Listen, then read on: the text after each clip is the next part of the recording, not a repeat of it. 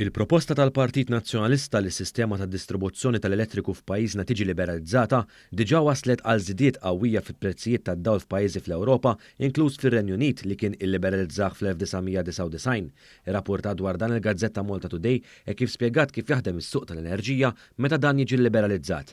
Fil-fatt il-Malta Today tirrimarka li r-Renju Unit kien pionier fil-qasam, partikolarment brabta mal-proċess tal-liberalizzazzjoni kif propju għamel dan lura lejn l-aħħar tad-disajnijiet.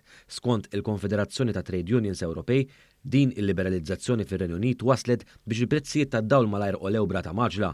Fl-istess ħin il-kumpaniji li kompetew fis-suq ħieles ġew ukoll akkużati li kienu qed jieħdu vantaġġ minn fuq il-konsumaturi Brittaniċi, b'mod partikolari persuni vulnerabbli bħall-anzjani biex fl-aħħar mill-aħħar jużaw is-servizzi tagħhom. Il-Malta Today rapportat dan fl-isfond tad-dibattitu li sar fil-programm Extra 2 bejn il-Ministru għall-Enerġija Mirjam Dalli u Deputat Nazzjonalista Market Nisamut. Fil-fatt il-Malta Today tgħid ukoll li minkejja li l-Partit Nazzjonalista issa tipproponi li s-suq tal-enerġija f'pajjiżna jiġi liberalizzat, lura fl-2008 propju l-istess Partit Nazzjonalista mill-Gvern u sorsi fiħdanu kienu kontra din l-istess proposta. One News informat li f'ċirku ristrett tal-Partit Nazzjonalista dak iż-żmien kien ingħad li kienet tkun ġennata jekk il-pajjiż imur għall-liberalizzazzjoni tas-suq fid-distribuzzjoni tal-enerġija. Sa dan it-tant il-Malta Today remarkat kif iż-żiediet drastiċi fil-prezzijiet tal-enerġija ikkawżati mill-gwerra fl-Ukrajna komplew jitfgħu enfasi fuq il-politika tal-Unjoni Ewropea fil-qasam tal-enerġija, dan anke fid-dawl ta' artiklu 4 mid-Direttiva tal-Unjoni Ewropea li tirregola s-swieq tal-enerġija u tobbliga l-Istati membri biex jixtru l-elettriku mingħand fornitur tal-għażla tagħhom.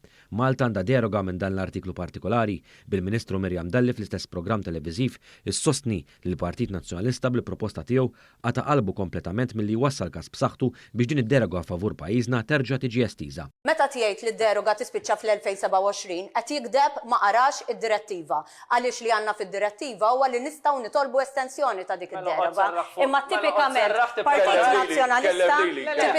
Partit Nazzjonalista li jaqta' qalbu qabel jibda. Jiena deroga għal waħda negozjajt tlieta. U meta niġu għas-sitwazzjonijiet nazzjonali ma naqtax qalbi li negozja derogi.